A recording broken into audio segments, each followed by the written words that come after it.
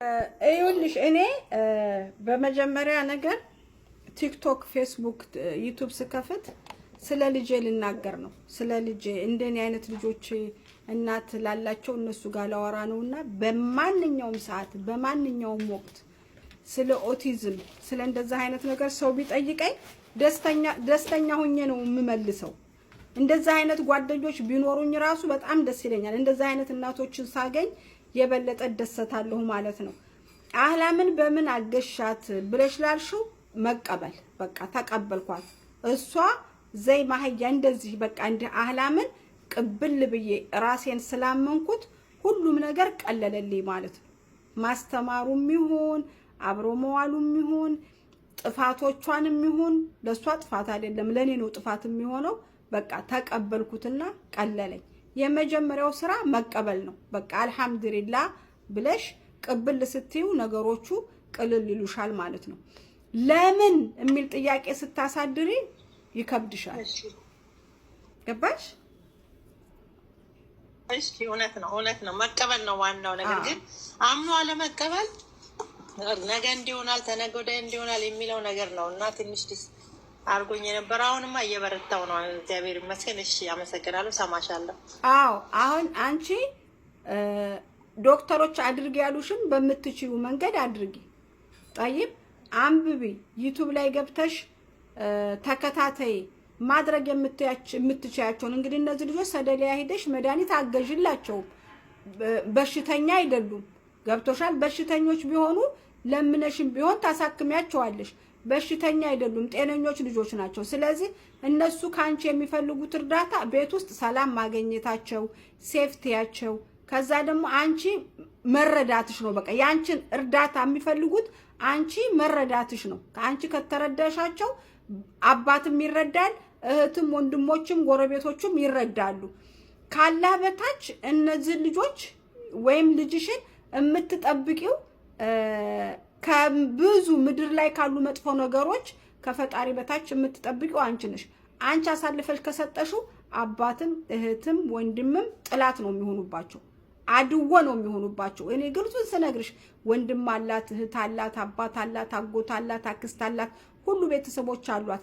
አፌን ሞልቼ የምናገረው እኔ ችላ ያልኩትን ነገር እነሱ አያነሱትም፣ ጥላት ነው የሚሆኑ። ስለዚህ እኔ መጀመሪያ ሰይፍ ነኝ ለልጄ ማለት ነው። ገብቶሻል? እኔ ቦታ የምሰጣት በቃ እቺ ለኔ የተሰጠች ነች። እቺ የኔ ሀዲያ ስለሆነች በምችለው አቅም እኔ ልጄን እቅፍ አድርጌ በፍቅር ካያስኳት ያጀበው ይከተለኛል፣ ያላጀበ ደግሞ በሩ ክፍት ነው ታስወጪዋለሽ ማለት ነው። ስለዚህ አንቺ ተቀበዩ፣ ልጅሽን ቦታ ስጩ፣ ማድረግ የምትችይውን ነገር አድርጊ። ባናና ለመሆኑ ማሳወቅ ከፈለግሽ 150 ጊዜ ባናና ማለት ነው።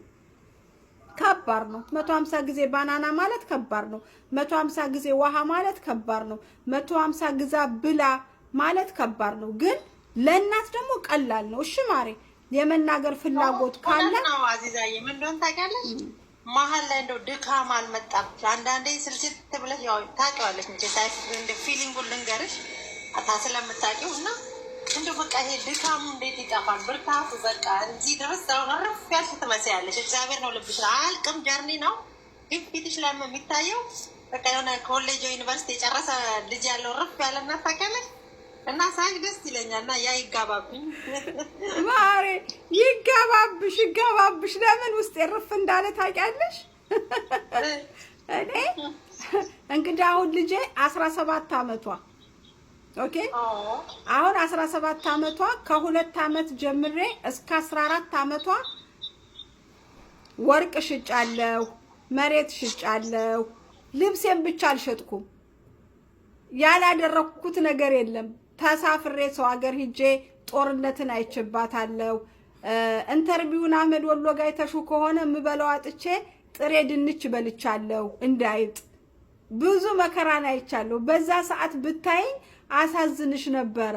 ግን ለልጄ ያለኝ ፍቅር አልহামዱሊላህ ብዬ ስለምን አላህ ጥንካሬውንና ብርታቱን ሰጠና ውስጤ ደስታን አስገባልኝ። እኔ ልጄ ቁጭ ብዬ እሷ እዚህ ክፍል ተቀምጣ ትናፍቀኛለች።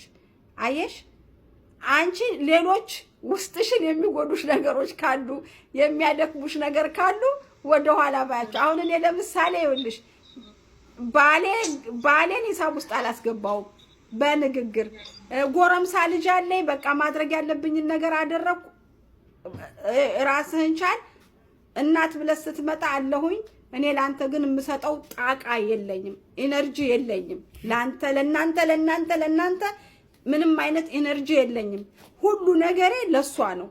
አርፋችሁ ትቀመጣላችሁ፣ አርፋችሁ ተቀመጡ። አርፋችሁ ካልተቀመጣችሁ ትቦለካላችሁ ነው የምላቸውና እነሱም ደግሞ በረካ ይሁኑ አሚን ብለው ተቀብለውኛል። በቃ አዚዛ ያህላም ናት ስለዚህ ተዋት ብለው አሚን ብለው ስለተቀበሉኝ አልহামዱሊላህ እነሱንም በዛ አጋጣሚ እያደነኩኝ ለሷ ብቻ ስለምኖር ነው። አንቺ ለብዙ ሰው ትኖሩ ይሆናል። እኔ እንዲህም እናቴ ሙታለች፣ አባቴ ሙቷል። ልዳብሳቸው ልጠብጥባቸው ምላቸው ሰዎች የሉኝም። ገብቶሻል? ልጄም ጎረምሳ ነው። ለሷ ብቻ ስለምሆን ነው እማልደክመው። አልደከምኩም ስልሽ አልደከምኩ እንዳይመስልሽ። እኔ እንቅልፍ አልተኛም። እኔ የሌሊት እንቅልፍ የምተኛው 4 ሰዓት ከተኛው ነው እንጂ እንደ ሴቱ ይሄ 8 ሰዓት መጋደም እኔ አላቅም። ማሬ ስትነሳ እነሳለሁ፣ ስትተኛ ተኛለሁ። እሷ ባለችው ነው ይሄ ይሄዳል። አሁን ለመደና አህላም የምትለኝ ነው እንጂ የምከተለው ጓደኛ መጣች፣ አማት መጣች፣ እንትና መጣች፣ ማን መጣች ቦታ አልሰጣቸውም። ማይንዴ መካል ሞልቼዋለሁ በሷ። ስለዚህ ያ ነገር ይሆናል። እኔ ነገሮችን እያቀለለልኛለሁ። ወላሂ እውነቴን ነው። አላህ ይቅር ይበለኝ። የቤተሰብም ሀቅ ከባድ ነው። እኔ ቦታዬን በልጄ ስለሞላሁት መስለው ኖሩ መስለው ካልኖሩ ማሰላማ እንደ አንቺ ምናልባት ሌሎችም ህፃናት ልጆች ይኖሩሻል። ትዳር ናቸው መንታ ነውና ወንዱ ነው። ትልቅም አለችኝ እሷም ትረዳኛ። ያው በሰው ሀገር ሆነሽ እንግዲህ ስደት ዓለም ላይ የት ነው ያለሽው ማሬ? የት ሀገር ነው ያለሽው? እኔ አሜሪካ ነው ያለሁት። ኧረ አላህን ፍሩ፣ አላህን ፍሩ። አሜሪካ ያላችሁ አላህን ፍሩ። ኧረ እንዳላብድ እንዳታሳብጅኝ አንቺ ሴትዮ። አሁን ነገር ብሎኛል። አልተሄድ ምን እንደሆነ ታውቃለች። አትይዛየት